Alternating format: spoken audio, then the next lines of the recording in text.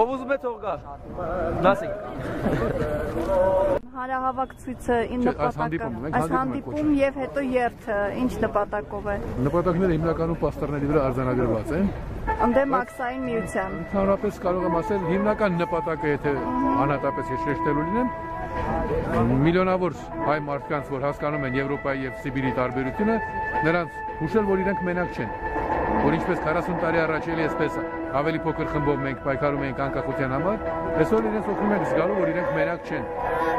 Ոչ թե այստեղ որևէ մեկին բան սովորեցնել հարցը։ Քաղաքական գործիչներին սովորեցնել պետք է։ Տարրական բան։ Չհասկացան, որ գազային համաձայնագիրը դա ընդամենը մտրակ է։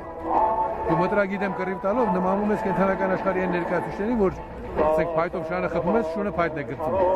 Փայտն է, չէ՞, գցում, այդպես պիտի չլինի։ Մենք մարդ ենք։ Ես ամեն դեպքում ուրախ եմ, որ իրենք պայքարում են, բայց պիտի հասկանան, որ չի կարելի լինել մտրակակրի կողմ եւ պայքարել մտրակի դեմ։